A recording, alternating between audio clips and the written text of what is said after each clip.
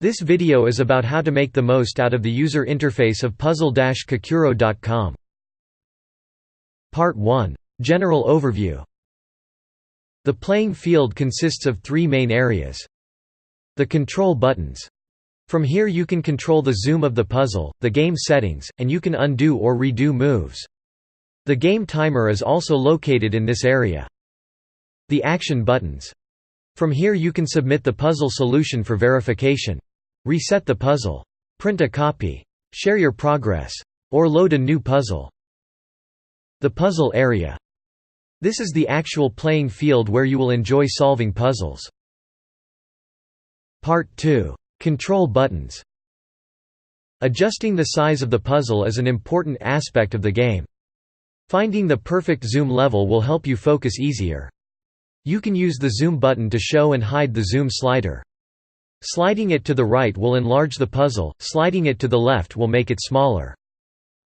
You can reset the zoom level to its default position by clicking the 100% button. If you happen to zoom in too much or the puzzle is too big, a scrollbar will appear on the bottom. The second button shows and hides the settings. I'll tell you everything about the settings in Part 5. In this area you can also see the puzzle timer. You can compete with other players or with yourself if you are that type of a player. When you start playing a puzzle, your progress is automatically saved on your device. This is in case you accidentally close the browser, the power goes off, or you navigate away. Quite useful for larger daily, weekly and monthly puzzles as well. Have in mind that the timer keeps running, so you may see ridiculous numbers if you come back after a day or two. If this bothers you, you can simply start a new puzzle or hide the timer altogether from the settings. If you make a mistake or take a wrong path, then the undo and redo buttons are here to help. You can also use the standard keyboard shortcuts, Ctrl+Z and Ctrl+Y. Have in mind that if you reload the page or submit your solution for verification, you will lose the ability to undo your moves. Part 3. Action buttons. Once you are ready with solving the puzzle, you can press the Done button to verify your solution. You can also press the Enter key on your keyboard to submit it. If you got it right, then the timer will stop and you will be offered a chance to submit your score to the Hall of Fame. If you messed it up completely, you can press the Start Over button, which will clear all the moves, letting you start from scratch. If you are more of a pen and paper type of a player, you can print the current puzzle using the Print button. This will show you a printer-friendly preview. If you want to print a bigger puzzle and it doesn't fit the sheet, you can zoom it out until it does. You can also use the Ctrl+P keyboard shortcut. If you want to print more than one puzzle, you can check out the Mass Print section in the main menu, where you can print multiple puzzles on the same page. If you are stuck, but you know someone who can help you, then you can use the Ask a Friend button. It will show you options to share your current progress to Facebook or Twitter. You will also be able to use the permalink to send your progress to someone in an email, instant messenger or any other way. If you want, you can also use the link to the screenshot of your current state. If you want to load a new challenge, you can use the New Puzzle button. Part 4. Puzzle area. Enough with the boring stuff. This is the fun area where you will actually solve the puzzles. I will show you how to play with the default settings. Click a cell to make it active. Use your keyboard to type a number in the cell. Part 5. Settings. Let's see what goodies we have here. At the top of the Settings section you can see a toolbar with some buttons, which you can use to clear a cell or to switch on and off the pencil mode. For quick access to these buttons, you can pin the toolbar on the screen with this checkbox. The next setting is Hide the timer. Some players are not competitive and the timer just makes them feel uncomfortable. Hide it so you can relax while solving the puzzle. The next setting is Night mode. If you are playing in the dark and the black on white is too bright for you, this setting will change the colors to relieve your eyes. A good night's sleep is always recommended though. Highlight duplicates will mark in red any numbers repeating in a single block. Highlight wrong notes will mark in red any pencil notes, which are duplicate to a number already placed in the block.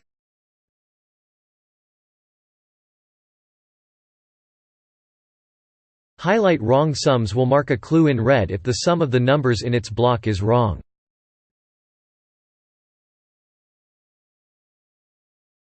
Highlight current row and column will make the current row and column green. Highlight current clues will highlight the clues for the current cell. Auto remove notes. This setting will automatically remove notes from the current blocks when a number is placed. Gray out completed numbers will make a clue gray if the sum of the numbers in its block is correct. Show combinations helper. This is a very useful helper. It will show you the possible combinations for the current horizontal and vertical blocks. Click a cell and hold your mouse button down to show the helper. You can also press the Shift key to show it. All numbers, which are already placed, will be colored in gray.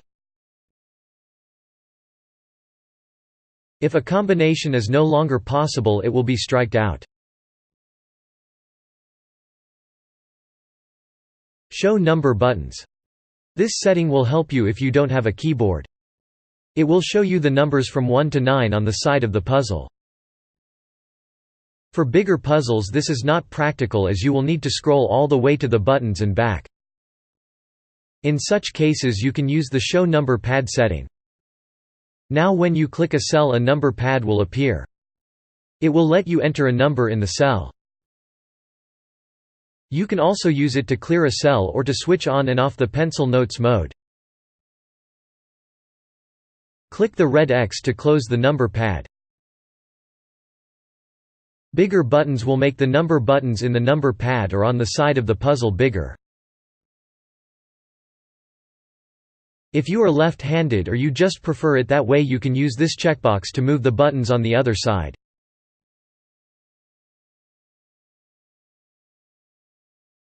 Part 6. Playing with your keyboard. If you are not a mouse person, or the constant clicking annoys you or your coworkers, you can use your keyboard to play.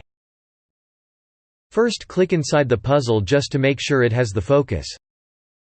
Then you can navigate through the puzzle using your arrow keys.